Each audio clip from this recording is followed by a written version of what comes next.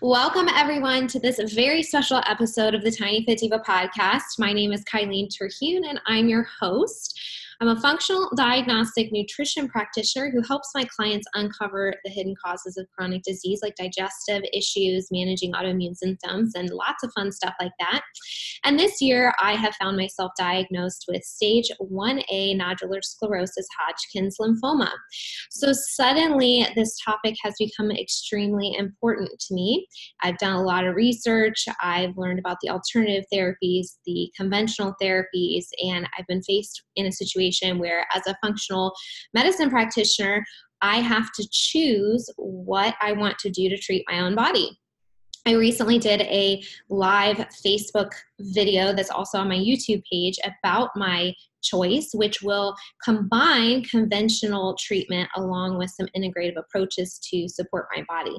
But as I started going on this journey, I decided to be very open and share my story because, well, I was already doing it with all of you, and I wanted to be able to share my thought process. What did I choose? Why did I choose it? How was I feeling? What's this experience like?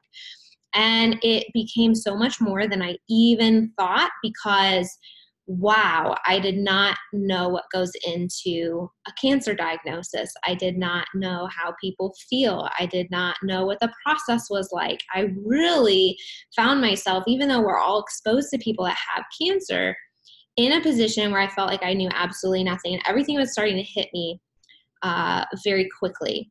So on Instagram, this girl reached out, and lots of people reached out, lots of people reached out, but this one really cool girl, her name's Angel, I'm about to introduce her to you.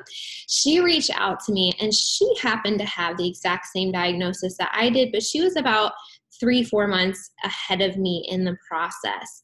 And so something prompted her to reach out, and I'm so glad she did because we were able to connect, and she really helped me through some things. She got on the phone with me and walked me through a lot of what was about to happen, what to expect, what it feels like.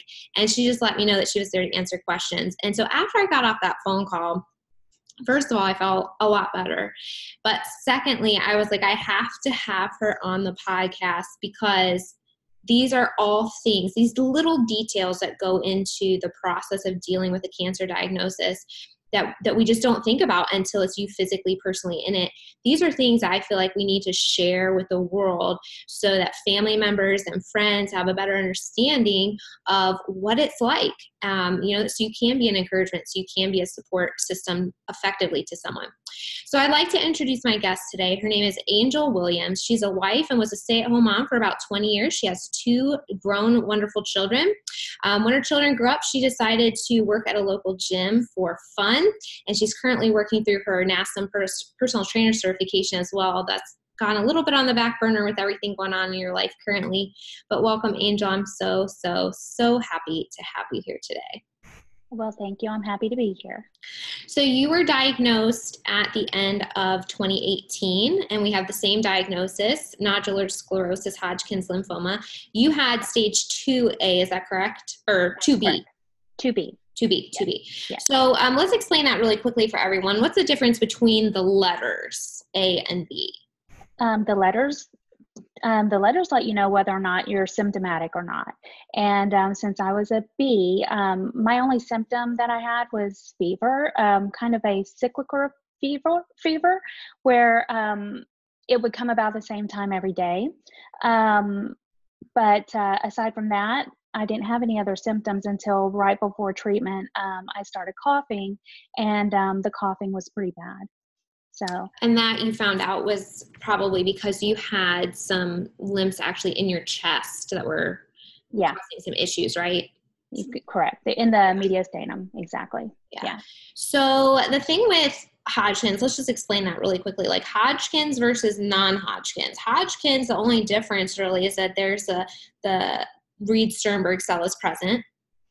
And lymphomas in general tend to show up in your lymph system and then systematically travel down. So when we're talking about the staging, what determines like the difference between, stage 1, stage 2?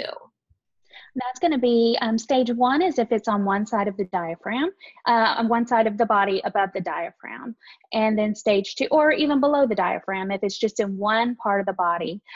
Stage 2 is going to be if it's isolated either above the diaphragm or below. And so for me, everything is above the diaphragm, and then I had symptoms. So that's why you had stage 2B. And then I had one tumor, so it's very isolated in one area of my body and no symptoms. So that's why I had stage 1A. Correct. The other little differential that they'll add on there is called bulky or non-bulky, and that's like the size of your tumors. So even if you have stage 2, you have multiple different tumors, you can still have non-bulky, and that just means they're less than 10 centimeters. So mine is one tumor that's about 5 or 6 centimeters, so it's pretty small, so it's non-bulky. And yours was also non-bulky, is that right? Yes, mine's non-bulky, and my tumors are actually a lot smaller than that. My biggest tumor is less than 2 centimeters. Oh, wow. And okay. yeah, so they were very small, but very, very spread out. So, yeah. Well, my body just wanted to pile it all in one place. So it just shoved it all into one area and made it grow. Yes. I mean, if you think about this, so there's been so many thoughts in my mind about like, what is this? What does this mean? Why, what is a tumor and that sort of thing? And I feel like, especially in the lymph system, and there's just, I'm sure as you know, has been the case with many, many, many medical things. We just don't know everything yet. But I feel like it has to be your body trying to protect you. It's piling up in these little areas to protect you from getting, this other problem, whatever that might be, it's trying to protect you from something. And when I was doing my research as well, of course, when you get diagnosed with something, you become the expert, right? You learn all about it. And Yes. one of the things that came out prominently is that lymphomas in general are very affected by environmental toxicity. Yeah. So a lot of different chemicals and toxins that we're exposed to on a daily basis can end up causing these problems down the road. And specifically with non-Hodgkins, that's been linked to glyphosate exposure, which is crazy. I just read an article earlier. It was like an EWG publication showing the levels of glyphosate, which is a chemical it's in Roundup, that is sprayed on a lot of crops, and they were demonstrating how much glyphosate is in breakfast cereal. Yeah. Like Cheerios. And I was like, oh my goodness, we know that farmers are exposed to it. We know that we're exposed to it on some level if we don't eat organic produce, but cereal, I mean, but that's because they're grain products, and grain is what is really soaked in that stuff. So there's so many things that we just don't even think about, and we think the government's going to protect us, and we live in America, everything's cool, right? But no, all these cancers are now being associated with environmental toxicity, and it's just frankly very hard to avoid. If you live a normal life, it's very hard to avoid. Yeah, I think too, like you said, non-Hodgkins in particular seems to be really affected by environmental toxins. Hodgkins, I think, is still so not understood. I think part of the problem is that it's so curable, so that it's curable. Let's not figure it out. Well, yeah, I mean, and then it's also very rare. Right. And so, yeah, my understanding too, back to the point of what you were talking about, as far as your immune system trying to protect you from something. My understanding of it is basically that it's an immune response gone sideways, right. Where the whatever it is that it's trying to protect you from, whether it's an environmental toxin or whether it's something going on in your body, autoimmune wise or virus wise. I think that they believe that it's Hodgkin's in particular tends to be, they think, a virus based cancer, something that's, stimulated by that. I've often wondered myself, because so many younger people get it. I'm at a really strange age to have Hodgkins, although a girl I went to high school with, who's, I believe she's just a year younger than me, was just diagnosed with Hodgkins. Oh. And it's bulky. She it's a big tumor next to her lung, and so she just started treatment. And for something so rare, I can name 5 people I know personally who have been affected by this disease, and it's interesting, very interesting. I really would love to know what the cause Yeah, is. I know, wouldn't you? And you're right. It is less than 1%, I think, of Mhm. all cancers. So Right. special little snowflakes right here. I know, exactly. But talking about the virus connection, I believe you're referring to the Epstein-Barr virus as one of the most common that it's associated with. Yeah. And so when I went to CTCA, I asked them for an Epstein-Barr panel. And Yeah. they only gave me the markers to see if I'd had it in the past. They didn't give me the markers to see if it was like active in the past 3 to 6 months. So I'm actually going to take another test to see. Interesting. But I did have it in the past, which Yeah. to me, frankly, is a little annoying because I'm like, why was I never tested for this before? And so one of the things I would say immediately is if you're experiencing like chronic fatigue syndrome, if you've ever had mono in the past, find a specialist that works with Epstein-Barr and get it out of your system and get it under control, build your immune system up, because it has been linked fairly strongly to these cancers. It's people that have had the Epstein-Barr virus in their past. Yeah. And so you might think that you're functioning normally, you are, maybe you're not quite as tired anymore, or maybe like me, it was something where you get tired, I'm building up my health, I'm feeling better, I have more energy, but then always what would feel like my 2 steps backwards was fatigue would always hit me. And so looking back at this and putting the pieces together, I'm like, why was I never tested for this? And I was kind of really annoyed about it. But I will recommend, I believe it's called, and I can put this note in this link in the show notes. I think it's called ebvhelp.com. I'll check on that. But the EBV expert that I know of is Kasia Kynes, and she even wrote a book about Epstein-Barr virus. So if any of you are out there like, oh my gosh, I had mono in college, I want to get this test, or I want to learn more about it, check that out because that would be a great resource. She is the expert. So, Angel, one of the things I think that was really shocking to me, and it shouldn't be because I think a lot of this process would happen with any sort of diagnosis, but I think one of the things that was really surprising to me was the emotional component. So, Yes. there's definitely a grieving process, and I know it's different with everyone. I've actually had more time than most to kind of go through this process before I even begin treatment. But can you talk about how did you feel upon diagnosis? Like, I know there's shock, there's fear, there's sadness, there's anger, there's all these different things. Can you kind of walk us through what that was like for you? Or Yeah. maybe what it is currently like even? Yes.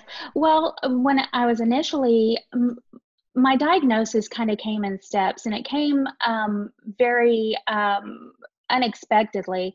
I called to get my CT results, and the nurse on the phone was a little, she was reading me my ultrasound results. And when I stopped her to say, wait a second, those are my ultrasound results, I'm calling about my CT results, it flustered her a little bit. And she said, your CT says that we are referring you to an oncologist for lymphoma.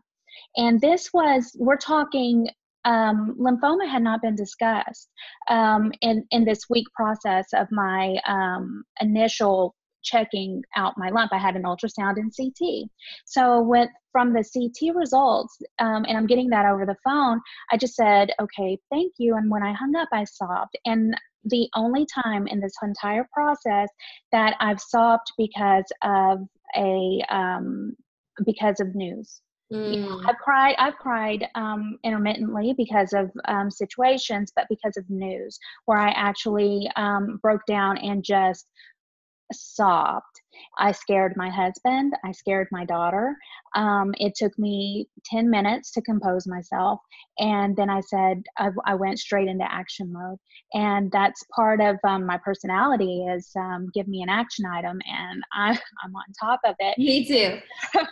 So I stopped everything right there, pulled myself together, and then went and collected all of my imaging and went to my regular physician and just kind of slapped everything down and said, what is going on? And she walked me through that. And didn't feel like anything screamed cancer. But we were going to go ahead and do a biopsy. And so honestly, I was more concerned that I had non-Hodgkin's lymphoma. That was my biggest fear.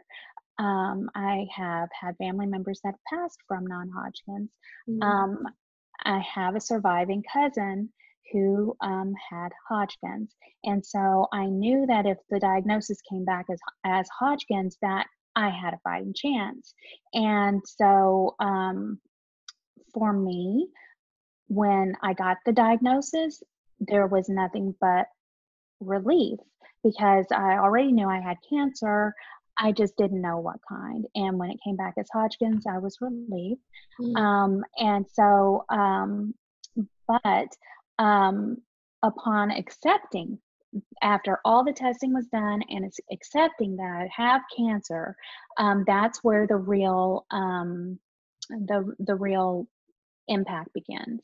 And so, yeah. So for me, it was very, very emotional. I had a very difficult time accepting that I was more than likely going to lose my hair. I had a very difficult time knowing that I was going to have chemotherapy.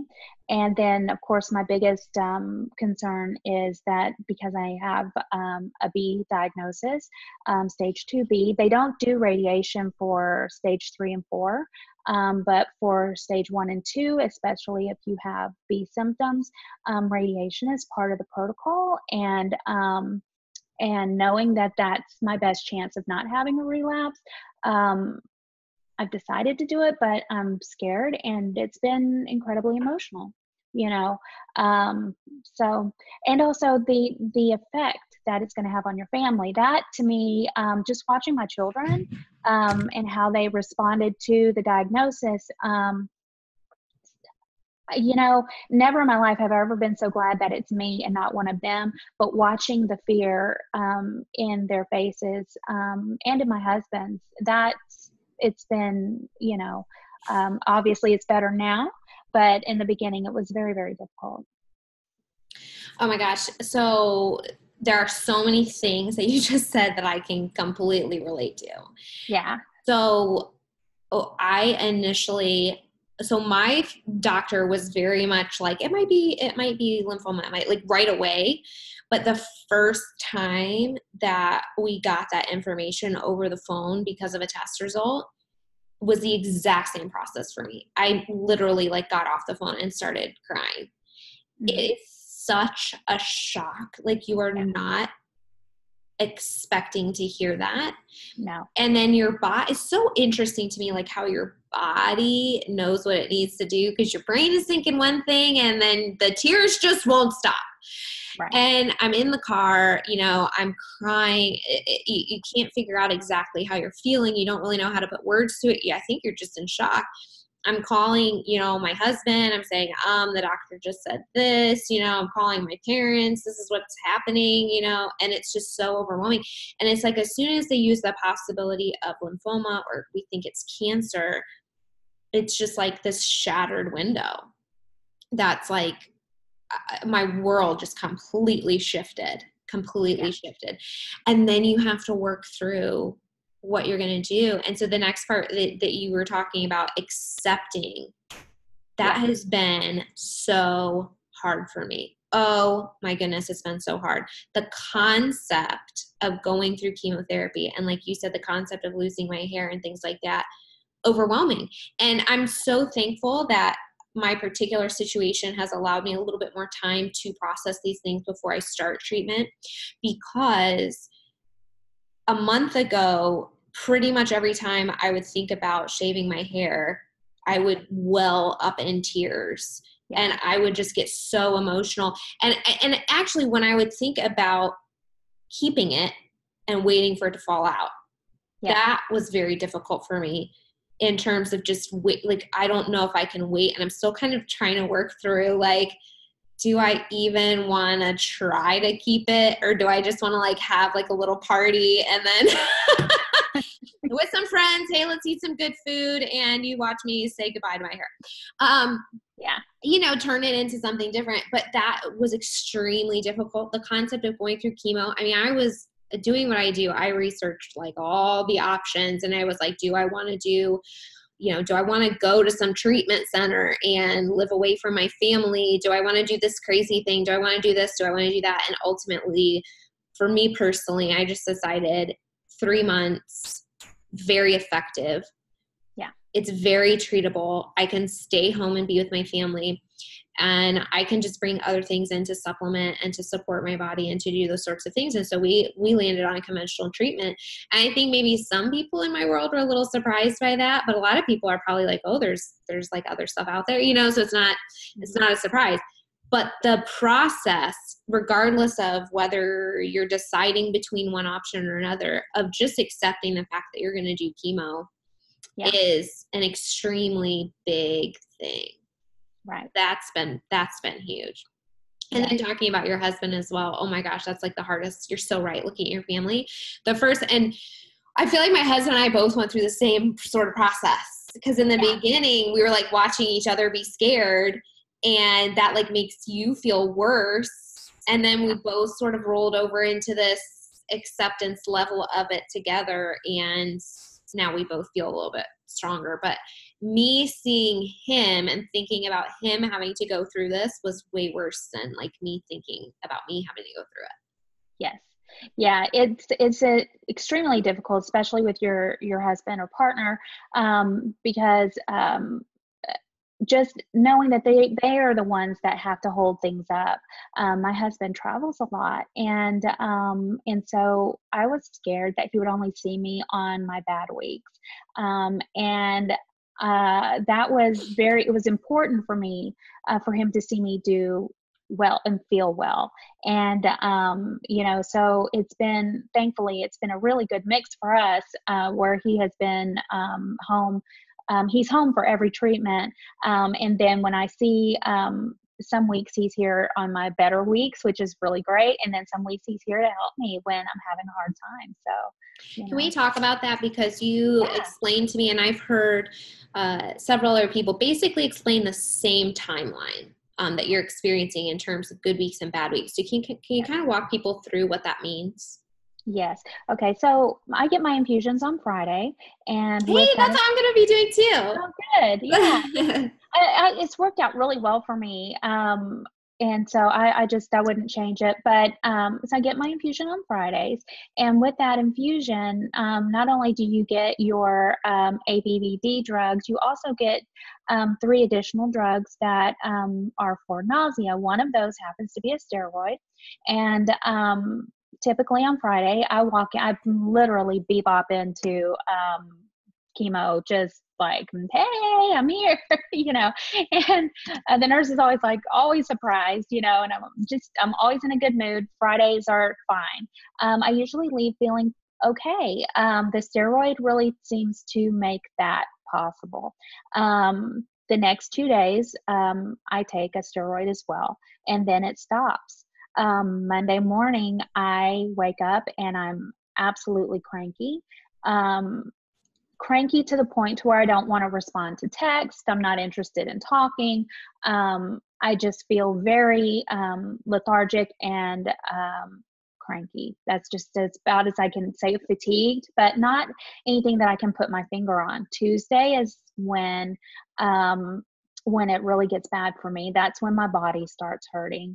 And the only way that I can describe it is everywhere, you have lymph nodes, it feels like they're all angry at you. And so for me, it feels very similar to maybe like flu-like symptoms, Mm.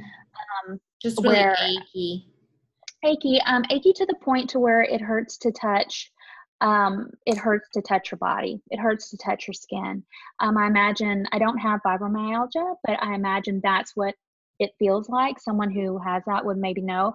But literally touching your skin hurts. And um, in the beginning, that was that was hard for me because I didn't know if it was a side effect from the chemotherapy or if it was because of the cancer. And so I had a very hard time with the symptoms in the beginning. By Wednesday for me, starting to feel a little bit better, just a little bit achy. And by Thursday, I'm more than starting to feel better, but fatigued. And usually, the best way that I can describe it is the fatigue for me is when my day starts out pretty well, but around 6 o'clock, it's like hitting a wall, where just moving is difficult. And so that's when I'm like, okay, it's time to pack it in. It's time for bed. And so, but by the weekend, I'm usually starting to feel better. And most of the time, going into my next infusion week, I have a really great week. So, Sort of normal-ish. Normal-ish. It was a little more difficult in the beginning. It seems like it's been, the variables have been, they've changed with each treatment. Something new has come up or has gone away, and I'm dealing with it a lot differently just because I know what's what now. And so, yeah, it's pretty much, been like that. I can't believe how positive you are. You're sitting here telling me that basically every other week, Monday through Wednesday, is horrible and extreme Yeah. pain.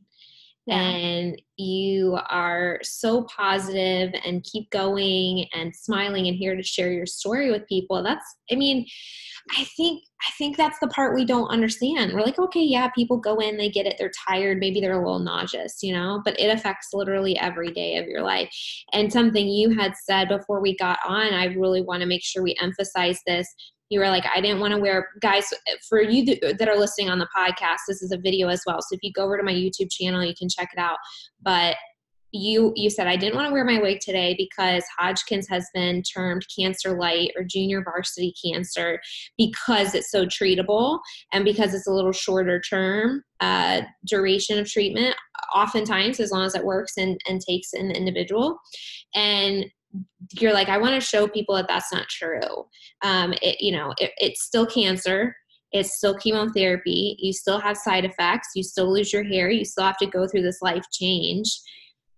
It's still a real thing. And so I'm really glad that you're here and sharing that. Yeah. Thank you. So let's talk about, emotional pain, physical pain. Let's talk about all the pain. So let's talk about testing because, oh my gosh, there's so much testing. So for me personally, I got an ultrasound, a CAT scan, a biopsy, a core biopsy, a PET scan. And then in my personal situation, they found some lumps in my breast that because I already had the cancer diagnosis, they freaked out and wanted to biopsy that as well. So I had another biopsy. Yeah. Then I have to go get an echo and a pulmonary, what is that? Function. Yeah. Okay. And then I have to do that all before you to get staged, to get treatment planned, then to check to make sure that your heart is okay and your lungs are okay because ABVD can trash your heart and your lungs, which is another fun thing, talking about mentally prepping yourself for long-term side effects. But so we had a lot of the same tests, I think.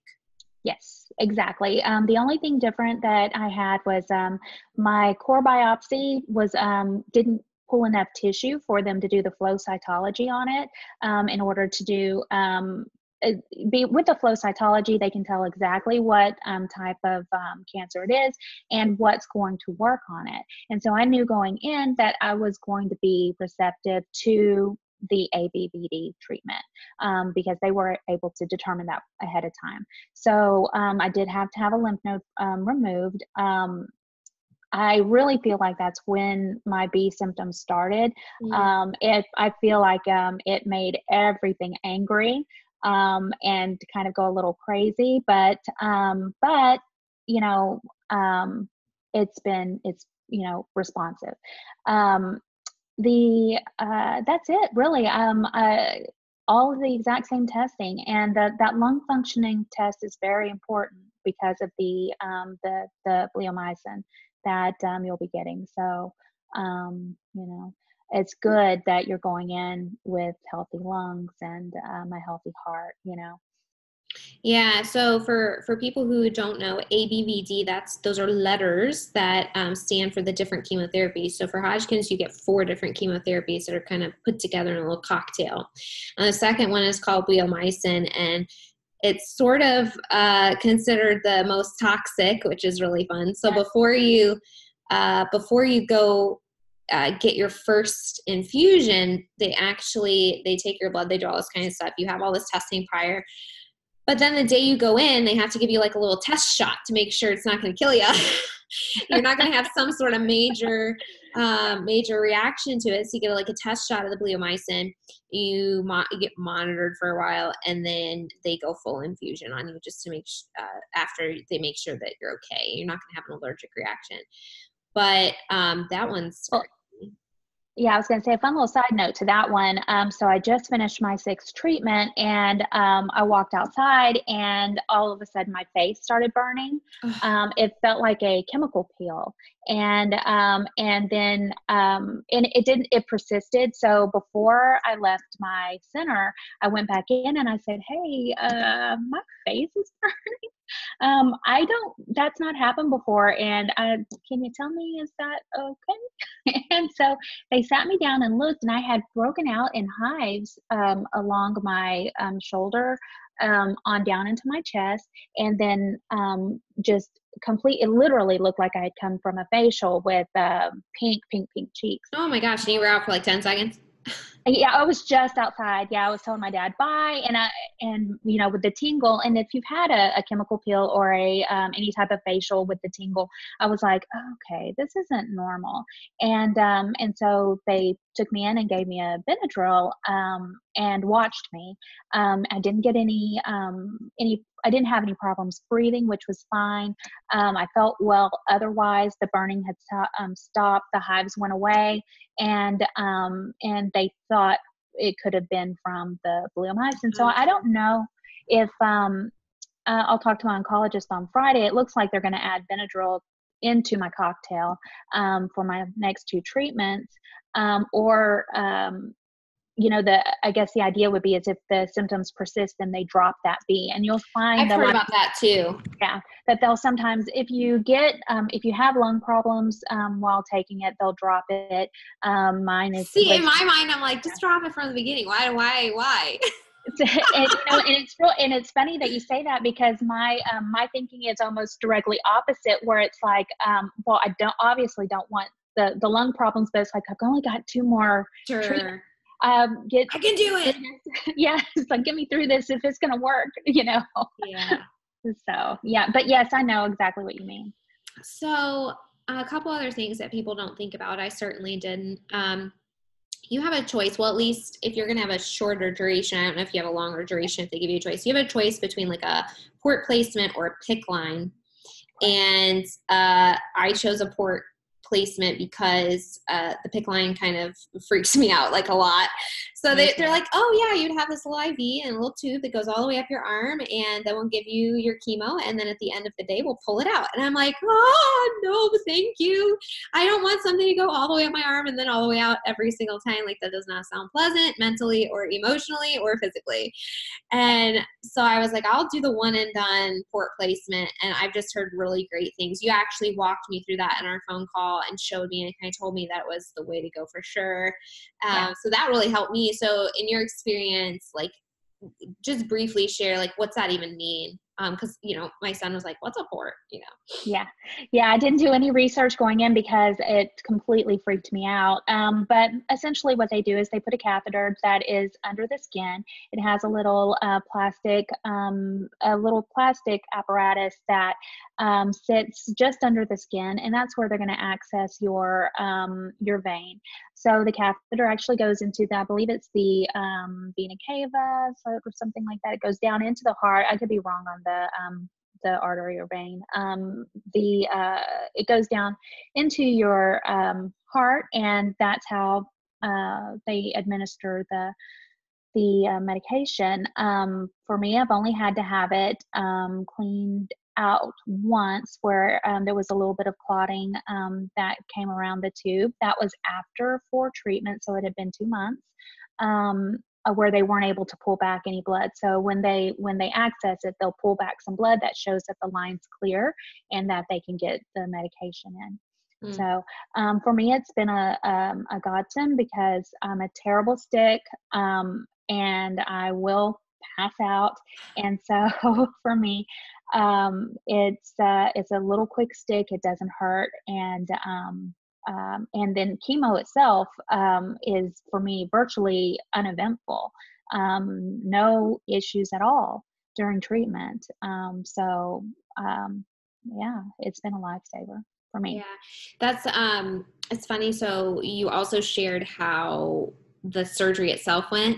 Oh, that's right. They put you in what you call it, like the twilight, or I can't remember what they call it, something like that, where, and it's intentional, because they said they were going to do that to me too, where you're sort of awake, but you're just like so sedated that you don't care.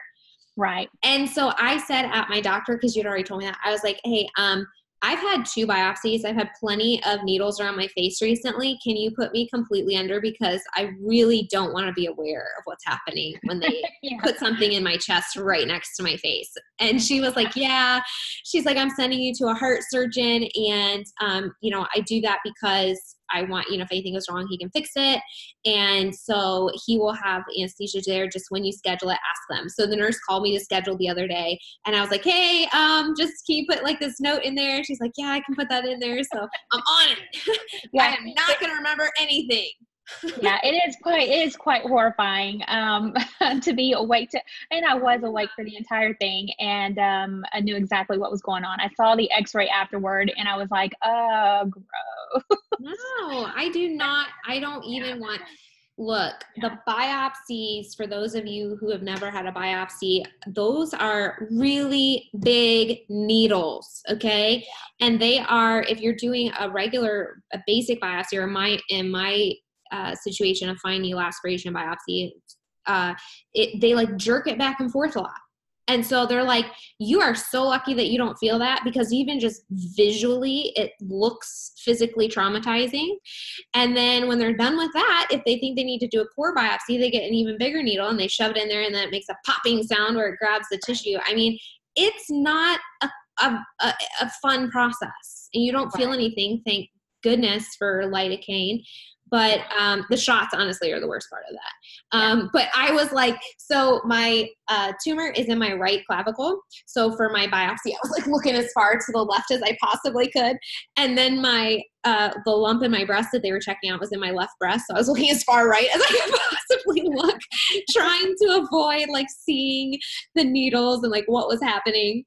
Yeah. It was so funny, because for my breast biopsy, they gave me the lidocaine, and I was like, I can still feel that. And they're like pricking me, and they're like, you can still feel that. I'm like, I can still feel that. Like, you're pricking me with the needle because that's what you're doing to see if I can feel it. And yes, I can feel it. And so they were like, really? Like, I think maybe my breast, like, I don't know, needed like 3 extra shots or something. I don't know. It seemed like it needed more, because they were kind of surprised. But yeah, so that's not fun. And so I don't want to go into, I know it's a minor surgery. You can tell me that till the cows come home, but they're cutting your chest open and sticking something under your skin. And I don't want to be aware of what's happening. I want to wake up, let it be there, and just go. That's kind of, And you're probably like, man, I wish I did. Same. So I haven't researched what it's like to get it out, but I assume it's kind of the same. So my mom was asking me the other day, she's like, well, what's the intensity level of the surgery? And I said, it sounds like, as long as everything goes well, it's kind of the equivalent of getting your wisdom teeth pulled out, except that you wake up with something under your skin. In terms of in my case, I'm going to be under. It only takes like 20, 30 minutes, and then you have your recovery time. And so there's some Right. swelling, some pain, and then it goes away. Right. And then there's the magic of what you had shared with me. You have little lidocaine wipes. They give me like a cream. Yes. And so anytime you go in, you just put the lidocaine cream, the painkiller, on the area, and then they prick you, and you don't even have to feel it, which is so much nicer than getting like an IV every single time. Yes. Because look, it would trash your veins. yes. The people who have opted for a PICC line or just for an IV, they don't do it for very long. They're in for a port, because if you're having any more than 6 treatments, then for sure, Yeah. And I mean, we just established there's plenty of mental, emotional pain. So any physical pain that we can possibly avoid, I am for that. In fact, I'm going through the fertility treatments before chemo as well, because beyond your heart and your lungs, it can also affect your reproductive organs, and it can harm your ovaries. And so they're putting me through fertility treatment to ramp everything up so that they can do my egg harvesting in April. It just sounds so crazy. Like, I'm going to have my eggs harvested. It sounds so, I don't know, farm animal like or something. So we're going through that process. And after that's done, they want to put me on a medication called Lupron. Now, I did ask my naturopath about this, and she says it's fine. She would do it. But I was a little concerned because basically they're ramping me up, right, for the egg harvest. And then they're going to put me on Lupron that shuts everything down. I'm like, man, that sounds so violent. And she said that my doctor said that when I go on Lupron, the first cycle that I have right after I go on it can be pretty bad. And then the first cycle that you have when you go off of Lupron can be pretty bad. And I said, I have a history, and I've fixed it. And I've been great, but I have a history of really awful periods years ago. I used to have them rolling around. I'd be in the emergency room. I was in so much pain. So this does not sound fun to me. And I would really appreciate it if I could get some quality pain medication. And I said, because I had a history of not being able to manage my pain. Now, again, like I kind of figured out like what was going on with my body, and my cycles are good now, but this was like PTSD for me. And she's like, were you just not able to get good pain medication? I'm like, yeah, they would never give me good pain medication. And she's like, okay, look, I would rather you protect your ovaries during chemo and get on this drug. I will give you all the pain medication you need. And I said, okay, I just need to know that you're on my side and that I have access. I'm not a druggie. I just need the pain medication. So she promised, and we'll see how this goes. But that's another thing that, I never thought about. If you go through chemo, you got to get fertility treatment, because it can potentially, your ovaries can absorb the chemotherapy. It can cause them damage to the point where they can no longer ovulate. And if you can't ovulate, you can't go through the natural fertility process. Right. Oh, there's so many things I just didn't know. Yeah. So let's kind of move on from the sad, scary stuff for a second and talk about how important do you think it is? Because you are a really great example of this. How important do you think it is to maintain a positive attitude? I think it's everything. I saw something just the other day that, being positive doesn't mean that you're always happy. It just means that that something else is going to come along, that you're going to be okay. And so I'm not happy all the time. And I'm certainly not always, projecting, just major positivity. But for me, having that the positive mental attitude of knowing that this is going to be okay, I'm going to be fine, and I can get through today. When I'm having a bad day, as I can get through today, I can do this, and it really is everything. I see a therapist for him. He's said the same thing. He's also told me that it's very important that when you're going through this process, that your mind isn't consumed with your diagnosis and your treatment. That if you find yourself being, interested in anything else, whether it's, your friends or family, and, anything other than the cancer, that you're doing well. Because some people can really get stuck and fixated on the diagnosis and treatment and not be able to move out of that. I've seen a lot of people just not be able to, once they're cancer free or when they're in remission, be able to move out of it as well. That it's a very they get locked in. And so for me, it's very important that that this doesn't define me, that this is just a chapter in my book, and that when I'm done, I get to move on to the next phase. And that's how I need to see things. So yeah, I think that's I feel like incredibly important. Yeah. yeah. As I've been going through this preparation process, I've been feeling like it's, again, reframing and trying to think about the outcome, right? I feel almost as if it's a forced rebirth. Yeah. When I started going through this, I felt very personally attacked. Yeah. Like, I felt like God was using this situation to teach me some extraordinarily personal lesson. And I was like, didn't know how to handle it, because I thought, well, what have I been trying to do over the past couple of years? I've been trying to grow my hair out, which is super silly, but I've been trying to grow my hair out. Yeah. I've healed my gut, which used to cause me all these problems. I've healed and balanced my hormones so that now I don't have painful periods and I have a 28-day cycle and everything's great. And then what does chemotherapy and this process do? You lose your hair, it trashes your hormones, you potentially lose your fertility ability, and it ruins your gut. Yeah. And I was like, how the heck am I going to emotionally deal with this? Right. And so I've assembled sort of a team of people that are going to help me in terms of supporting my body and supporting my mind. And I think that's so crucial. And the fact that you said you have a therapist, that's so important, because it's already, I think, helping me to put this in a new perspective of, look, yeah, all this stuff is going to happen. Yeah. But, you're going to come out of it and have tools. You're going to come out of it and have support. You're going to come out of it and be at square one. And square one's an opportunity to create your life, create your body, create your mentality, however you want. Right. It's exactly, you can build from the ground up at that point. And that's a hard place, I think, to get to, but it's a better place to be than fear. Yeah, it is. And the process, especially the process of treatment, it does essentially feel like a stripping down, where you really, I have not felt this vulnerable in my entire life.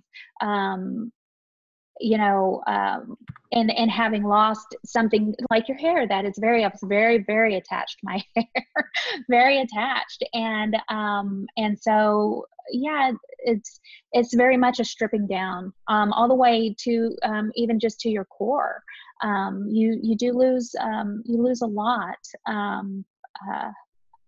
just going through the process. So, I do think it's interesting that you say that, at the end, you're basically at square one. I believe that as well. I believe that you literally go back into a rebuilding phase, whether it's rebuilding your body to come back healthy. Those cells have to do a lot of work.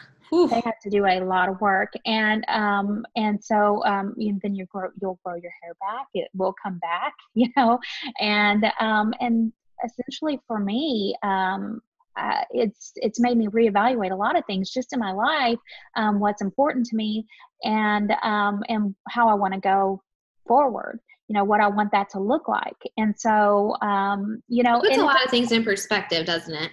It does. And, and it doesn't take a cancer diagnosis to get to that spot. I've had little epiphanies my entire adult life, where I've reassessed, and it doesn't take a cancer diagnosis. But when you are faced with this, that's something that you can take from it. Yeah. So. Yeah. See, I don't know that I've had as many epiphanies as you. And, so I feel like I am someone that has to be shoved. Yeah.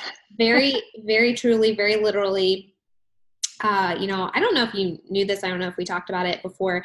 My undergraduate was in opera. So I was an opera singer. And nice. Yeah. So growing up and going through, this insecurity about your voice and all that kind of stuff, my biggest triumphs were often not because I pursued them myself. They were because someone else saw that I could do it and forced me into a position, or pushed me very hard into a position that I was like, I wouldn't have chosen that for myself. I didn't audition for the hardest piece. I wouldn't have asked for this role or put myself here. And they were like, no, you're the person to do it. Go, like fly, little birdie, out the nest you go. And then you learn to do it, and it feels great and it's amazing.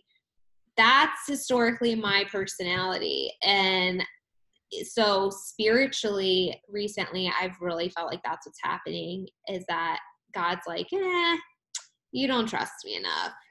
And you're not gonna until I force you. Like, okay, fine. I guess you know me. So I just, I think I like to be in control. And so I'm really trying. This is hard. The stripping down part, like you're saying, I know it's coming. It's already started happening in smaller ways. Then, it's going to get bigger and harder. And I think it's just going to be a lot of, like you said, vulnerability, I think is probably the perfect word. And I haven't even gotten to the most vulnerable phase yet. So let's talk about this. I think I'm really curious to see what your perspective is on this. I learned very quickly what feels good for people to say to me and what does not. How do you approach someone, so everyone obviously has an opinion. Everybody is very kind-hearted and wants to help in some way or another, right? But we all know that there are situations where you can be the nicest person in the world and say something that comes across annoying as heck to the person that's receiving it. And we know that you are trying to be kind, but what are some things maybe that people can say that are helpful? And then what are some things maybe that you found are not helpful? Well, it's a little bit different for me because I don't have, I'm very private on social media, and I'm not very active as far as, getting outside opinions. So let's just say that. And because I tend to be I'm older, I'm 45. So, I tend to be older. People tend to not be too crazy or opinionated, force opinions on me or what have you. I can say the worst thing that has happened, which is not that bad at all. My mom and my daughter, it was after my first treatment, and you'll find if your red count drops, and if you have an issue with, I was just slightly anemic in the beginning, but even just the slight anemia makes you very fatigued. And so I would get lightheaded, just getting up off the couch, things like that. And I just felt so bad after the first treatment. And my mom and my daughter were sitting there trying to tell me what I could do to feel better after chemotherapy. And I literally looked at them and said, you two sound like people who've never had children giving parenting advice. And, my daughter got very upset that I said that. My mom thought it was hilarious. And then they kind of got the hint and didn't do that, much. I think people, telling me that I have something to learn, that's kind of a hard thing to hear, because I don't feel like cells that multiplied out uncontrollably is what it's going to take to teach me something. Can I learn something from this? Absolutely. Will I? Yeah. Well, but I don't believe that's why it's happened. Oh, yes. I had someone tell me that it's a learning experience and a gift. Yeah. And I was like, look, I know where you're coming from. And we just talked about this is a learning experience. And there are a lot of revelations and spiritual things that happen as you go through these things. That is nobody's place to tell you. Exactly. Especially if it's not someone who has personally been through it themselves and is sharing it in a way where, hey, this is what I learned from it. Or maybe this is, that is just so annoying. Oh my gosh. I can't even go into like how annoyed I was when I got that message. I was like, I defriended her too. I was like, I was so annoyed by that. Like, I don't like defriend people. I don't get into confrontations. That super made me mad. I mean, it did, and it's insensitive, and it's a little unenlightened, to be honest. It's a kind of a cop. I don't know. It's a sort of a cop out kind of explanation to someone when they're going through anything. It doesn't even have to be this. When they're going through anything. But for me, most people have been so incredibly supportive. What I really love is the difference between my friends and family and how they provide support. And I think that's really important because you do need that diversity. You know, I have a friend who's just like, who knows exactly how to respond when I'm scared. And then I have friends who know how to make me laugh and, just kind of help me remember that I'm normal. And those are the things that are just really, really important, is having that support, group around you, and then it's nice. I've got my mom who's very protective and, and so my husband who tends to be more protective. And, it's just been really, on the whole, it's been very, very positive as far as my support. I've got a good support system. That's awesome. A Yeah. couple things I really started noticing that were nice to hear was, what do you need from me? That was Yes. one of the things my husband said was, what do you need from me? Because I started getting frustrated. I can't even remember what the situation was, but I kind of started getting frustrated. I was like, don't pressure me on this. I think it was in the phase where I was still really waffling between like how I wanted to approach this. Yeah. And he's like, hey, have you done this? Hey, have you done this? I was like, hey, don't pressure me. And he felt really, really bad. And I didn't mean to make him feel bad. It's just like this gut reaction when he was asking me to do something.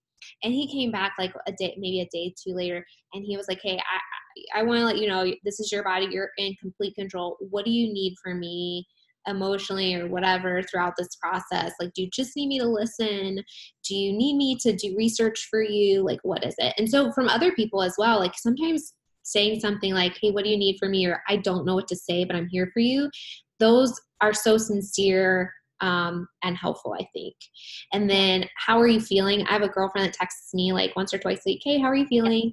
And someone that reached out and was like, hey, how are you doing? And I said, oh, I'm fine. And she's like, no, how are you feeling? Like, she wanted to know the actual answer. That's very helpful. And of course, people saying, hey, I'm going to pray for you, just let you know I'm thinking about you. Those are all very kind things, I think, that are very, very supportive things to say. Yeah. My sister's that person for me who she just about every day, and she lives in town, and will text me and say, how are you feeling? How's your body? And then she'll say, but no, how are you feeling? We should make a t-shirt. How are you feeling? Yes. And so that's been really good because it's very easy, especially if you're kind of the one who's kind of always got it, looks like you've got it together, because trust me, for somebody else to be able to go, no, don't put your mask on. Let me see what's going on. How do you feel? Yeah. And like you just said, looks like you have it together. I will say, you have to be able to, get to the point where you're willing to accept help from people, which I think for some people is harder than others. And, for people who want to do it all or be like, I'm going to make it through this and I'm not going to need anybody's help and I'm going to make all my own meals and all that kind of stuff. It's like, there's a blessing to be had in allowing people to help you that really are sincere and want to be there for you. Yeah. And so I've had people reaching out and be like, hey, can I make you a meal? Or has anybody set you up a meal train for like chemo or whatever? And I was like, well, I said, not yet, partially because I don't think they know my schedule and partially because I think they think I'm really hard to make food for. Yeah. So my girlfriend was like, I'm on it. So it's just really, really kind things like that, in terms of actionable items, cards are amazing. I mean, it just lets people know you're thinking about them. Kind comments, kind texts. Again, not trying to sell anything. Like I've had some people reach out with like products that they thought, and I get like, again, the heart is there, but really approaching it from like, what do you need? Hey, I'm here, that sort of thing. maybe even coming to chemo with somebody. I don't know how you feel about that, Angel, but like popping in for lunch or something like that would be really nice. I had a girlfriend say, okay, like I know your husband's going to be there like the first day. 2 weeks later, would you like somebody to show up? I'm going to mark it off my work calendar. And I was like I never would have even, I wouldn't ask you to do that, but that's incredibly kind. Oh, I've had somebody different just about every treatment. It's really it's really funny because my support group they've said, hey, can I come? And it's like, yeah, absolutely. And so my husband's kind of around, or my daughter will pop in, and then but I've had somebody different with me every time, and it's been really nice.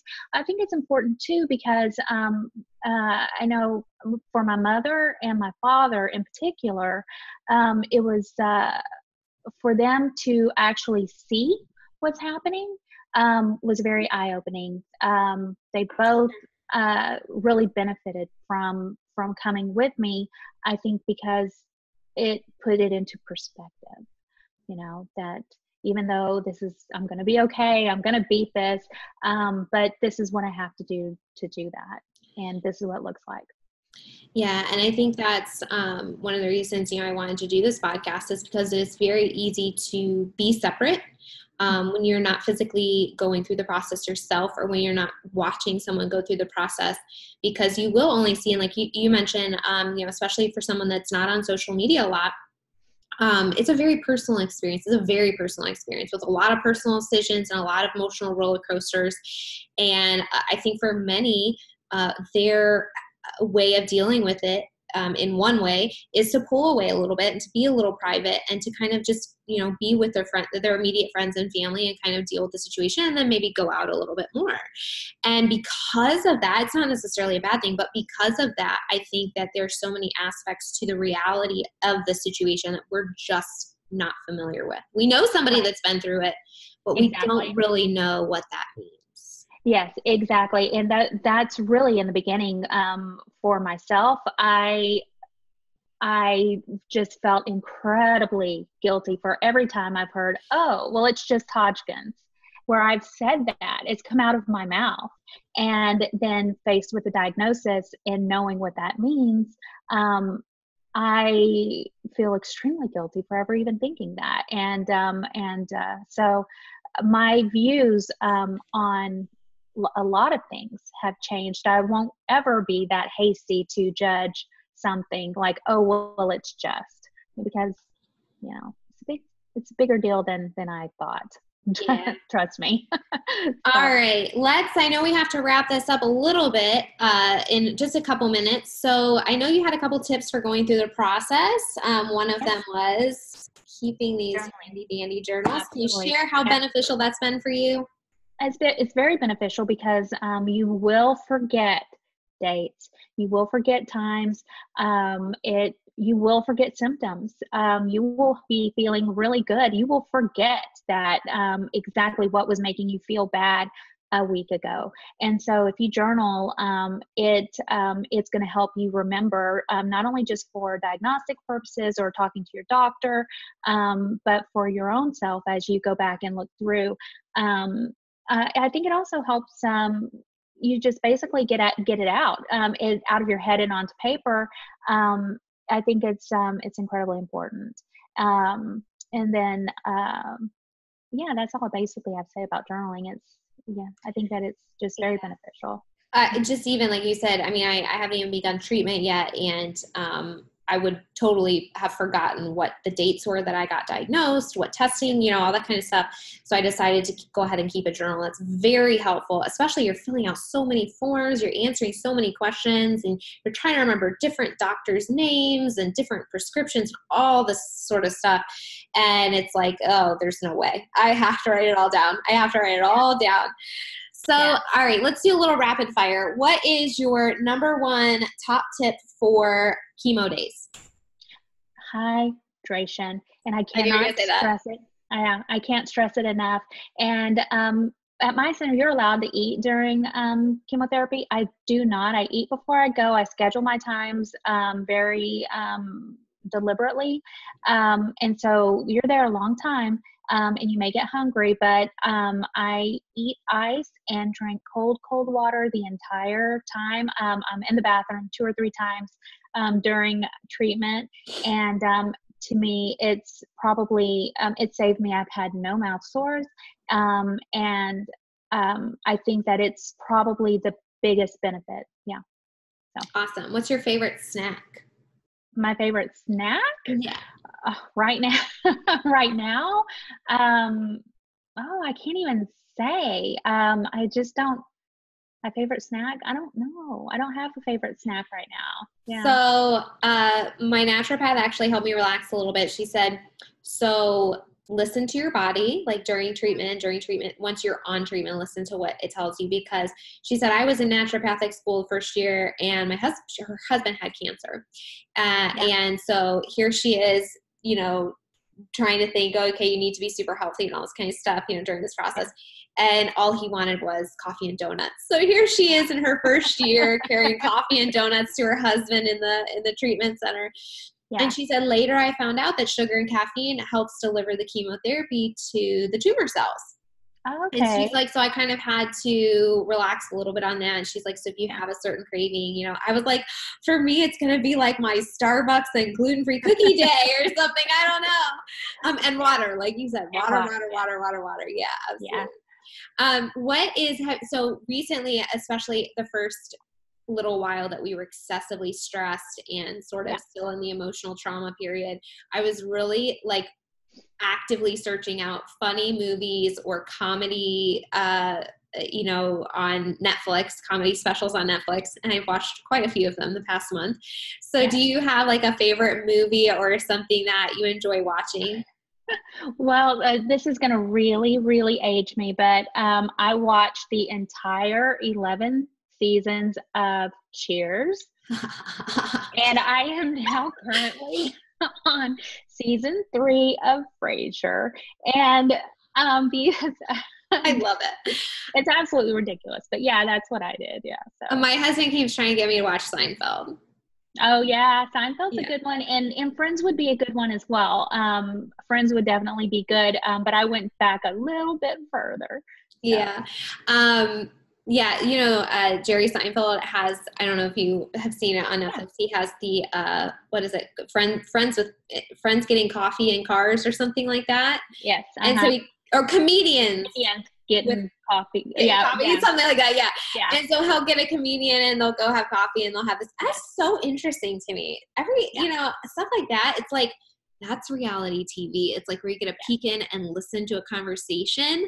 That is so my personality. Like if I had a superpower, it would be to be invisible, simply because I want to listen to everyone's conversation and know what they're saying. I don't think I would go as far as to reading minds, because I don't want to know what you're thinking. I just want to know what you're talking about. Yeah. That one's good. That's a good one. Yeah, that's a good one. Okay. So before we wrap up, what would you like to leave people with, whether it be a family member or someone actually going through cancer themselves? Oh, you froze up. Oh, can you hear me? Would you repeat? Yeah, repeat. There we go. Froze right at that very moment. If you could leave either someone that is going through cancer or maybe a family member with a piece of advice or a thought, what would it be?